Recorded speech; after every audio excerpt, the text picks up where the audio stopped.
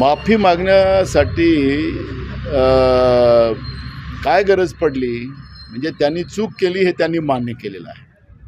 आता चूक केली हे मान्य केलं असेल, छत्रपती शिवाजी महाराजांची जेव्हा प्रतिमा त्या ठिकाणी मांडली गेली ते फाउंडेशन बरोबर होतं की नाही, मूर्ती बरोबर आहे की नाही, सांस्कृतिक संचालकांनी त्या ठिकाणी त्याचं प्रमाणपत्र दिलं होतं की नाही, हे प्रधानमंत्री म्हणून त्यांनी बघायला पाहिजे होतं, त्यांच्या विभागाने बघायला पाहिजे होतं.